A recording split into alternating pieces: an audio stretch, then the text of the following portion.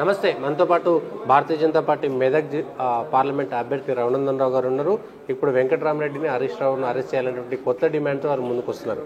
ఎందుకు వెంకటరామరెడ్డి మీద భయపడుతున్నారా, ఆయన అరెస్ట్ చేయాలనేటువంటి మాట చెప్తున్నారు? రఘునందన్ రావు నవంబర్ 2020 నుంచి నా టెలిఫోన్లు వింటున్నారు. డబ్బులు వాళ్ళు విపరీతంగా పంపు చేస్తూ ఉన్నారు. ఎక్కడికక్కడ మమ్మల్ని అవస్థలకు గురి చేస్తున్నారని నేను చెప్పిన మాటలు నవంబర్ 2020 నుంచి నేను అరిస్తే అందరికీ అది నాది అరణ్య రోధంలాగా వినబడ్డది. కానీ నిన్న అరెస్ట్ అయినటువంటి మాజీ డీసీపీ రాధాకిషన్ రావు గారు 2 స్టేట్మెంట్లు ఇచ్చినారు. అంటే ఒకటే స్టేట్మెంట్లో 2 భాగాలుగా దాన్ని చూడండి దయచేసి. ఒక భాగంలో దుబ్బాక ఉప ఎన్నిక సందర్భంగా రఘునందన్ రావు కుటుంబ సభ్యులందరినీ ట్యాప్ చేసినాం. అందులో వాళ్ళ బంధువులు ఒకరి దగ్గర హైదరాబాద్లో ₹1 కోటి సీజ్ చేసినామని చెప్పినాం. హైదరాబాద్లో అప్పుడు ఎలక్షన్ కోడ్ లేదు. హైదరాబాద్లో వేరే వ్యాపారస్తులు మా బంధువులు తీసుకుపోతున్న డబ్బుల్ని కావాలని అరెస్ట్ చేసి నన్ను ముద్దాయిం చేసిరు ఆ కేసులో. దాంట్లో అప్పటి బీజేపీ లీడర్, ఇప్పుడు చెన్నూరు ఎమ్మెల్యే వివేక్ వెంకటస్వామి గారిని కూడా ముద్దాయిం చేసిండ్రు.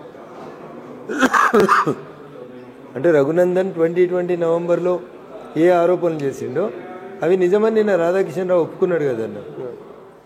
అదే రాధాకిషన్ రావు గారు ఇంకొంచెం ముందుకు పోయినాక రాజపుష్ప అనే కంపెనీ దగ్గర నుంచి మేము డబ్బులు చాలాసార్లు తీసుకున్నాం, అక్కడి నుంచి డబ్బులు తీసుకుపోయి ఎన్నికలు జరిగేటువంటి ప్రదేశాల్లో పంచినాం అని అడ్మిట్ అయినాడు. ఆయన రాజపుష్ప ఎవరిది నేను చెప్పలే, వెంకటరామరెడ్డి గారే చెప్పారు మాదే కంపెనీ అని. మొన్న వాళ్ళే 100 కోట్లకి ఎకరం చొప్పున 10 ఎకరాలు కొన్నారు. సో గవర్నమెంట్కి వాళ్ళకి మధ్యన ఏదో క్విడ్ ప్రోకో ఉంది అనేది నా అనుమానం. రాధాకిషన్ రావు అనేటువంటి అరెస్ట్ అయిన డీసీపీ చెప్పిన మాటల ప్రకారం రాజపుష్ప అనేటోళ్ళు బీఆర్ఎస్ పార్టీకి ఎలక్షన్లకు డబ్బులు ఇస్తున్నారు అనేది కనబడుతుంది స్పష్టంగా. అంతేకాకుండా నా ఉప ఎన్నిక జరిగినప్పుడు మా మెదక్ జిల్లా కలెక్టర్గా వెంకటరామరెడ్డి ఉండే. అక్కడ కలెక్టర్ అంటే డిస్ట్రిక్ట్ మ్యాజిస్ట్రేట్, అందుకని ఆయనను కూడా ముద్దాయిగా చేర్చమని అడుగుతున్నాడు. కానీ మీ మీద ఇప్పుడు సంగారెడ్డి కేసు నమోదు చేశారు. అనవసరమైనటువంటి ఆరోపణలు చేస్తున్నాడు హరీష్ రావు మీద, వెంకటరామరెడ్డి మీద అనేటువంటిది మీ సంగారెడ్డి ఎమ్మెల్యే ఒక కంప్లైంట్ ఇచ్చాడు. సో రఘునందన్ రావు కేసులు కొత్త కాదు. తెలంగాణ ఉద్యమంలో 70-80 కేసులు అయినాయి. బీజేపీలోకి వచ్చినాక 12-13 అయినాయి. ఇక భయపెట్టేది ఏముంటుందన్న? 15 11 అయితే భయం అవుతుందా? హరీష్ రావు భయపెట్టాలి, ప్రభాకర్ రెడ్డి భయపెట్టాలి కేసులకి. రఘునందన్ రావు కేసులకు భయపడతాడా? చట్ట ప్రకారం కొట్లాడతాం. నాకు నోటీస్ ఇవ్వమన్నారు, విచారణ జరపమని ఎలక్షన్ కమిషన్ చెప్పింది. వాళ్ళు కేసులు చేసిరంటే చేయని ఎదుర్కొంటా, చట్ట ప్రకారం ఎదుర్కొంటా, న్యాయ ప్రకారం ఎదుర్కొంటా. కానీ వెంకటరామరెడ్డి అనేటువంటి ఒక బలమైనటువంటి అభ్యర్థి మెదక్ రావడంతో కొంత భయపడి ఇట్లాంటి ఆరోపణలు, సత్యదూరమైనటువంటి అసత్యమైనటువంటి ఆరోపణలు చేసి లబ్ధి పొందాలనేటువంటి ప్రయత్నం చేస్తున్నారనే దానికి ఏం చెప్తారు? మా మెదక్ జిల్లాలో ఉన్నటువంటి తెలంగాణ ఉద్యమకారులు, బీఆర్ఎస్ పార్టీ నాయకులు అందరూ కూడా ఆలోచిస్తున్నారు. ఇవాళ మెదక్ జిల్లాలో రఘునందన్ రావు మీద పోటీ చేసేందుకు బీఆర్ఎస్ పార్టీకి కనీసం ఒక క్యాండిడేట్ లభిస్తలేడా? బీఆర్ఎస్ పార్టీ పక్క జిల్లాకి వెళ్ళి సూట్ కేసులు ఇచ్చిన వాళ్ళని క్యాండిడేట్లుగా తెచ్చుకోవాలనా? ఇదా మా దుస్థితి? 14 ఏళ్ల తెలంగాణ ఉద్యమం తర్వాత, 10 ఏళ్ల టీఆర్ఎస్ చంద్రశేఖరరావు పాలన తర్వాత తెలంగాణ ఉద్యమం పుట్టిన మెదక్ గడ్డ మీద బీఆర్ఎస్కి వెళ్ళి పోటీ చేసేందుకు క్యాండిడేట్ లేరు. ఇక ఆయన చూసి నేను భయపెట్టాలి. ఇది పరిస్థితి. గజ్వేల్లో ఇప్పుడు హరీష్ రావు పైన అక్కడ డబుల్ బెడ్రూమ్ ఇల్లు రాలేదని గజ్వేల్ టౌన్లో కొంతమంది మహిళలు తిరుగుబాటు చేశారు. దాని వెనుక రఘునందన్ రావు ఉన్నాడు. ఏమైనా పొద్దున్న నుంచి రఘునందన్ రావు పార్టీ ఆఫీసులో ఉన్నాడు, బీజేపీ ఆఫీసులనే. కనీసం నేను ఒక్క కాల్ కూడా అటెండ్ కాలేదు. మీరు చూసిర్రు. ప్రజలు కడుపు కాలిన ప్రజలు తిరగబడుతున్నారు. ఎందుకో కూడా చెప్తా నేను. ఇదే వెంకటరామరెడ్డి గారు మొన్న దుబ్బాకకు వచ్చి మా దుబ్బాకలు చెప్పిండు, మా ఇంట్లో 30 బెడ్రూమ్లు ఉంటాయి సార్, నీ ఇంట్లో 30 ఉంటుంది, 100 ఉంటుంది. 2 బెడ్రూమ్లు కట్టించాల్సిన గరీబోని కట్టియలేదు. నువ్వు 30 బెడ్రూమ్లలో ఎంజాయ్ చేస్తున్నావు అని ఎవరికైనా కోపం వచ్చి లోలు పెట్టి ఉంటాడు. దానికి రఘునందన్ రావుకి ఏం సంబంధం అన్నా? కానీ గజ్వేల్లో కేసీఆర్ ప్రాతినిధ్యం వహిస్తున్నటువంటి దగ్గరలో అన్యాయానికి గురైన వాళ్ళు చాలా మంది గజ్వేల్లోనే ఉన్నారు, చాలా మంది దుబ్బాకలో ఉన్నారు, సిద్దిపేటలో ఉన్నారు. వెంకటరామరెడ్డి బాధితులంతా రాజీవ్ రహదారి వెంబడి ఉన్నటువంటి గజ్వేలు, దుబ్బాక, సిద్దిపేట నియోజకవర్గాల్లోనే ఉన్నారు. దాని వెనక రఘునందన్ రావు లేడు. ఎవరిని రెచ్చగొడతలేరా మీరు? ప్రజలకున్న బాధని ప్రజలు చెప్తుంటారు. రెచ్చగొట్టడం ఏంది? వాళ్ళ బాధ్యతను గుర్తు చేస్తున్నా నేను. నీ దగ్గర 10 లక్షలకు ఎకరం భూమి తీసుకొని అదే భూమిని 1,50,00,000కి వేరే కంపెనీకి అమ్ముకున్నాడు. TSIIC పేరు మీద లాక్కున్నాడు. మొన్న నేను వర్గల్ అనే ఒక మండలానికి ప్రచారం పోయినాం. 1600 ఎకరాల భూమి గుంజుకురన్న ఒక వర్గల్ మండలంలోనే. ఆ 1600 ఎకరాలు ఇలా 2 కోట్లకి 3 కోట్లకి ఎకరం అమ్ముడుపోతుంది. వాళ్ళకి 10 లక్షలు ఇచ్చిరన్న రైతులకి. ఆ రైతు గుండెకోత ఉంటుందా ఉండదా? కోపం ఉంటుందా ఉండదా? పోనీ కంపెనీలు వచ్చినాయి, మా పోరగాళ్ళకి ఏమైనా నౌకర్లు వచ్చినాయంటే ఒక్క కంపెనీ రాలేదు, ఏం నౌకరీలు రాలేదు. మరి కడుపు కాలినోడు తిరగబడతాడా తిరగబడ్డా? అదే జరుగుతుంటుంది.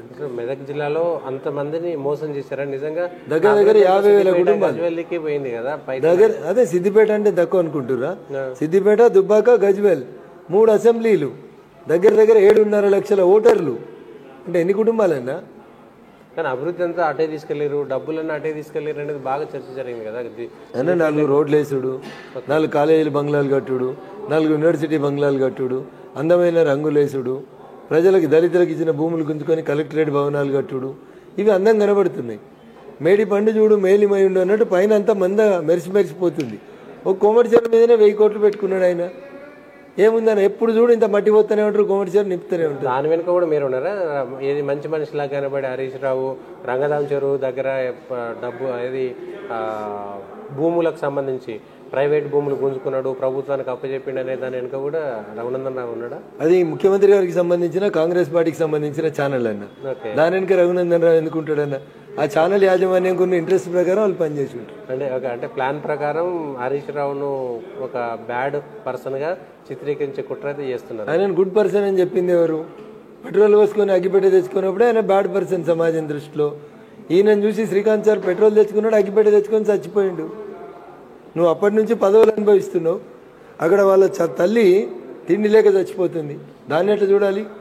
కానీ మెదక్లో పోటీ చేస్తున్నటువంటి అభ్యర్థి కంటే ఎక్కువ హరీష్ రావు ఇటు కేసీఆర్ను చూసి ఓటేయాలనుకుంటే ఒక మాట వినబడుతున్నాడు. కేసీఆర్కి ఏముందని ఇప్పుడు ఏ రోజు ఏడిపోతాడో తెలియదు కదా. బిడ్డో దిక్కు, కొడుకో దిక్కు, అల్లుడో దిక్కు ఆగమైపోయారు కదా. ఇప్పుడు ఇంకా ఆయనకి ఎందుకు? బిడ్డను బెదిరించి జైలు వేసింది బీజేపీ, ఇప్పుడు వీళ్ళని కూడా బెదిరించాలనేటువంటి ప్లాన్ చేస్తుందా? అది బీజేపీ ఎందుకు ఎత్తుంది? గల్లీలో కాంగ్రెస్ ఉంది, వాళ్ళు చేసుకుంటారు. వాళ్ళకు ఉంది కదా. ముఖ్యమంత్రి గారు బిడ్డ పెళ్ళినప్పుడు ముఖ్యమంత్రి ఇంట్లో ఉండలేకుండా చేసిరు కదా. ఆయన కూడా తెలంగాణడే కదా, ఆయన కూడా ఉప్పు కారం తింటుండు కదా. ఈట్గా జవాబు పత్తర్సే దేంగే అని చెప్పినాం కదా. ఇత్తడేమో చూద్దాం. ఓకే, కవితను బెదిరించి జైల్లో వేసి ఇవాళ టీఆర్ఎస్ మాకేం సంబంధం? బీజేపీకి ఏం సంబంధం? కవిత అరెస్టుకు బీజేపీకి ఏం సంబంధం? ఈడీ అరెస్ట్ చేసింది, కవిత జైలుకి పోయింది. కవిత తర్వాత కేజ్రీవాల్ కూడా చేసింది కదా. మాకేం సంబంధం అన్నది? కేసీఆర్, హరీష్, కేటీఆర్ కూడా రెడీగా ఉండాలని బెదిరింపులు చేస్తున్నారు బీజేపీ వాళ్ళు. మేం చేస్తలేము, కాంగ్రెస్ వాళ్ళు చూసుకుంటారు, చూడని అంతే, మాకు సంబంధం లేదు. మెదక్లో గెలుస్తారని నమ్మకం వచ్చింది 100% భారతీయ జనతా పార్టీ 100%. హరీష్ రావును కేసీఆర్ ప్రాతినిధ్యం వహిస్తున్న ఆ నియోజకవర్గంలో బీజేపీ జెండా ఎగరేస్తే నమ్మొచ్చు. కేసీఆరే ఓడిపోయాడు బీజేపీ జెండాల చేతిలో. ఇక మళ్ళీ కొత్తగా అడుగుతారు ఎందుకన్నా? మీరు రాష్ట్రాన్ని 10 సంవత్సరాల నుంచి పాలిస్తున్న ముఖ్యమంత్రి కామారెడ్డి అనే నియోజకవర్గానికి ఓడిపోయిండు. ఇప్పుడు మెదక్లో కూడా ఓడిపోతాడు. నిజామాబాద్లో ఓడిపోలేదా? కరీంనగర్లో ఓడిపోలేదా? మెదక్లో కూడా ఓడిపోతారు. మెదక్లో బీజేపీ జెండా ఎగురుతుంది, 100% ఎగురుతుంది. Sir thank you Raghunandan Rao గారు. ఖచ్చితంగా కవిత అరెస్టును లేదంటే మిగిలినటువంటి వాళ్ళ అరెస్టుకు సంబంధించింది కాదు. హరీష్ రావు అనేటువంటి వ్యక్తి మంచి వ్యక్తిగా చెలామవుతున్నటువంటి, ప్రజలను వేధించుకు తింటున్నటువంటి వ్యక్తి అనేటువంటిది రఘునందన్ రావు గారు చెప్తున్నట్టు అనమాట. నమస్తే, మనతో పాటు భారతీయ జనతా పార్టీ మెదక్ పార్లమెంట్ అభ్యర్థి రఘునందన్ రావు గారు ఉన్నారు. ఇప్పుడు వెంకటరామరెడ్డిని, హరీష్ రావును అరెస్ట్ చేయాలనేటువంటి కొత్త డిమాండ్తో వారు ముందుకు వస్తున్నారు. ఎందుకు వెంకటరామరెడ్డి మీద భయపడుతున్నారా? ఆయన అరెస్ట్ చేయాలనేటువంటి మాట చెప్తున్నారు. రఘునందన్ రావు నవంబర్ 2020 నుంచి నా టెలిఫోన్లు వింటున్నారు. డబ్బులు వాళ్ళు విపరీతంగా పంపు చేస్తూ ఉన్నారు. ఎక్కడికక్కడ మమ్మల్ని అవస్థలకు గురి చేస్తున్నారని నేను చెప్పిన మాటలు నవంబర్ 2020 నుంచి నేను అరిస్తే అందరికీ అది నాది అరణ్య రోధంలాగా వినబడ్డది. కానీ నిన్న అరెస్ట్ అయినటువంటి మాజీ డీసీపీ రాధాకిషన్ రావు గారు 2 స్టేట్మెంట్లు ఇచ్చినారు. అంటే ఒకటే స్టేట్మెంట్లో 2 భాగాలుగా దాన్ని చూడండి దయచేసి. ఒక భాగంలో దుబ్బాక ఉప ఎన్నిక సందర్భంగా రఘునందన్ రావు కుటుంబ సభ్యులందరినీ ట్యాప్ చేసినాం. అందులో వాళ్ళ బంధువులు ఒకరి దగ్గర హైదరాబాద్లో ₹1 కోటి సీజ్ చేసినామని చెప్పినాం. హైదరాబాద్లో అప్పుడు ఎలక్షన్ కోడ్ లేదు. హైదరాబాద్లో వేరే వ్యాపారస్తులు మా బంధువులు తీసుకుపోతున్న డబ్బుల్ని కావాలని అరెస్ట్ చేసి నన్ను ముద్దాయిం చేసిరు ఆ కేసులో. దాంట్లో అప్పటి బీజేపీ లీడర్, ఇప్పుడు చెన్నూరు ఎమ్మెల్యే వివేక్ వెంకటస్వామి గారిని కూడా ముద్దాయిం చేసిండ్రు. అంటే రఘునందన్ 2020 నవంబర్లో ఏ ఆరోపణలు చేసిండో అవి నిజమని నిన్న రాధాకిషన్ రావు ఒప్పుకున్నాడు కదన్న. అదే రాధాకిషన్ రావు గారు ఇంకొంచెం ముందుకు పోయినాక రాజపుష్ప అనే కంపెనీ దగ్గర నుంచి మేము డబ్బులు చాలాసార్లు తీసుకున్నాం, అక్కడి నుంచి డబ్బులు తీసుకుపోయి ఎన్నికలు జరిగేటువంటి ప్రదేశాల్లో పంచినాం అని అడ్మిట్ అయినాడు ఆయన. రాజపుష్ప ఎవరిది నేను చెప్పలే, వెంకటరామరెడ్డి గారే చెప్పారు మాదే కంపెనీ అని. మొన్న వాళ్ళే 100 కోట్లకి ఎకరం చొప్పున 10 ఎకరాలు కొన్నారు. సో గవర్నమెంట్కి వాళ్ళకి మధ్యన ఏదో క్విడ్ ప్రోకో ఉంది అనేది నా అనుమానం. రాధాకిషన్ రావు అనేటువంటి అరెస్ట్ అయిన డీసీపీ చెప్పిన మాటల ప్రకారం రాజపుష్ప అనేటోళ్ళు బీఆర్ఎస్ పార్టీకి ఎలక్షన్లకు డబ్బులు ఇస్తున్నారు అనేది కనబడుతుంది స్పష్టంగా. అంతేకాకుండా నా ఉప ఎన్నిక జరిగినప్పుడు మా మెదక్ జిల్లా కలెక్టర్గా వెంకట్రామరెడ్డి ఉండే అక్కడ. కలెక్టర్ అంటే డిస్ట్రిక్ట్ మ్యాజిస్ట్రేట్, అందుకని ఆయనను కూడా ముద్దాయిగా చేర్చమని అడుగుతున్నారు. కానీ మీ మీద ఇప్పుడు సంగారెడ్డి కేసు నమోదు చేశారు. అనవసరమైనటువంటి ఆరోపణలు చేస్తున్నాడు హరీష్ రావు మీద, వెంకటరామరెడ్డి మీద అనేటువంటిది మీ సంగారెడ్డి ఎమ్మెల్యే ఒక కంప్లైంట్ ఇచ్చాడు. సో రఘునందన్ రావు కేసులు కొత్త కాదు. తెలంగాణ ఉద్యమంలో 70-80 కేసులు అయినాయి. బీజేపీలోకి వచ్చినాక 12-13 అయినాయి. ఇక భయపెట్టేది ఏముంటుందన్న? 15 11 అయితే భయం అవుతుంది. హరీష్ రావు భయపెట్టాలి, ప్రభాకర్ రెడ్డి భయపెట్టాలి కేసులకి. రఘునందన్ రావు కేసులకు భయపడతాడా? చట్ట ప్రకారం కొట్లాడతాం. నాకు నోటీస్ ఇవ్వమన్నారు, విచారణ జరపమని ఎలక్షన్ కమిషన్ చెప్పింది. వాళ్ళు కేసులు చేసిరంటే చేయని ఎదుర్కొంటా, చట్ట ప్రకారం ఎదుర్కొంటా, న్యాయ ప్రకారం ఎదుర్కొంటా. కానీ వెంకటరామరెడ్డి అనేటువంటి ఒక బలమైనటువంటి అభ్యర్థి మెదక్ రావడంతో